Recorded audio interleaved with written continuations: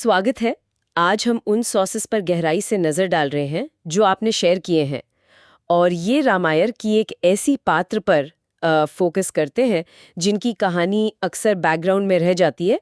उर्मिला जी, लक्ष्मण जी की पत्नी। हाँ, बिल्कुल। ये जो रामायण रिलेटेड स्क्रिप्चर्स हैं और स्पिरिचुअल टेक्स्ट्स, ये उर्मिला के सैक्रिफाइस, उनके पेनेंस और उनके पेशेंस की एक बहुत ही अद्भुत तस्वीर दिखाते हैं। सही कहा। उनकी साइलेंट स्ट्रेंथ और डिवोशन की कहानी है। तो चलिए इन सॉसेस से निकली इस कहानी को समझते हैं। शुरुआत करते हैं उनके परिचय से।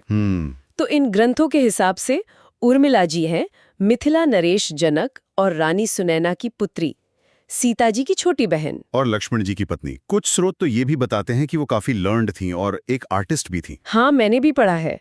और एक मान्यता उन्हें नागा लक्ष्मी का अवतार भी मानती है। एग्जैक्टली। उनका विवाह लक्ष्मण जी से तब हुआ जब राम जी का विवाह सीता जी से हो रहा था। अच्छा। लेकिन कहानी में जो बड़ा मोड़ आता है वो तब है जब राम जी को 14 साल का वनवास मिला और लक्ष्मण जी ने भाई और भाभी की सेवा के लिए साथ जाने का फैसला कर लिया। हाँ।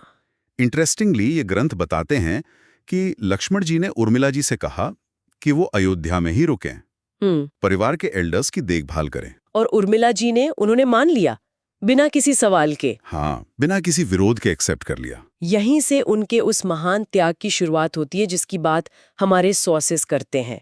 मतलब पति को उनके धर्मपथ पर जाने दिया, हाँ, विदा किया और खुद महल में रहकर 14 वर्षों तक एक तरह से तपस्वी जैसा जीवन जिया। पर इसमें एक और बात है जो काफी फैसिनेटिंग है, वो उर्मिला निद्रा वाली कथा। ये क्या है? मतलब क्या स्रोत इसे सिर्फ एक कहानी मानते हैं या इसका कोई गहरा मीनिंग है? ये बहुत इंटरेस्टिंग पॉइंट है। एक काफी प्रसिद्ध कथा है जो कई टेक्स्ट में आती है। ये वनवास की पहली रात लक्ष्मण जी ने निद्रा देवी से वरदान मांगा कि उन्हें 14 साल तक नींद ना आए, ताकि वो राम और सीता जी की सेवा कर सकें अनइंटरप्टेड। अच्छा। देवी ने कहा ठीक है, पर आपके हिस्से की नींद किसी और को लेनी होगी। ओह। तो लक्ष्मण जी के कहने पर उर्मिला जी ने विलिंगली, मतलब स्वेच्छा से, अपने पति के हिस्से की नींद लेना स्वीकार कर लिया। पूरे 14 साल? हाँ, पूरे 14 साल वो एक तरह की, कह सकते हैं, योग निद्रा में रही। और अगर हम इसे बिगर पिक्चर में देखें तो यही त्याग लक्ष्मण जी की शक्ति का स्रोत बना, क्योंकि मेघनाथ को वरदान था कि उसे वही मार सकता है जो 14 साल तक सोया ना हो। अरे वाह! तो टेक्निकली देखा जाए तो उर्मिला के सैक्रिफाइस ने ही लक्ष्मण जी को मेघनाथ का वध करने के लिए इनेबल किया। वाओ, ये कनेक्शन तो कमाल का है। बिल्कुल। उनका धैर्य, उनका पतिव्रता धर्म वाकई एक्स्ट्रॉर्डिनरी है। बिल्कुल। कुछ जगहों पर तो ये बात भी उठती है कि उनका बलिदान शायद सीता जी से भी बड़ा था, क्योंकि सीता जी तो वनवास में पति के साथ थीं, पर उर्मिला ने 14 साल अकेले रह के सेपरेशन सहा, तपस्या की। ये सोर्सेज इस पर्सपेक्टिव को कैसे देखते हैं? देखिए, कंपैरिजन करना शायद वो सही नहीं होगा। दोनों का त्याग अपनी अपनी जगह महान है। सही बात है। पर हाँ, सोर्स मटेरियल जो है वो उर्मिला के कैरेक्टर को साइलेंट स्ट्रेंथ का प्रतीक जरूर मानता है। उनका कंट्रीब्यूशन बहुत सटल था पर बेहद पावरफुल। हाँ। वनवास के बाद उनके 2 पुत्र भी हुए, अंगद और चंद्रकेतु। अच्छा। और आज भी जैसे राजस्थान के भरतपुर में कुछ मंदिरों में लक्ष्मण जी के साथ उनकी पूजा होती है। ये तो जानना जरूरी था। और हिंदी के महान कवि मैथिली शरण गुप्त जी ने तो अपने काव्य साकेत में उर्मिला के इसी विरह और त्याग को सेंट्रल थीम बनाया है ना? जी हाँ, बिल्कुल।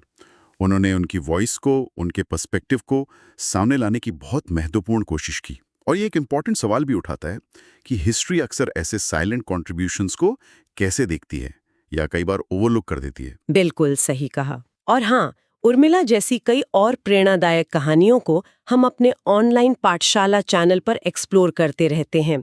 तो हमारे चैनल को लाइक, सब्सक्राइब और शेयर करना न भूलें। जरूर। ताकि आपको रेगुलर स्पिरिचुअल अपडेट्स और ऐसा ही थॉट प्रोवोकिंग कंटेंट मिलता रहे।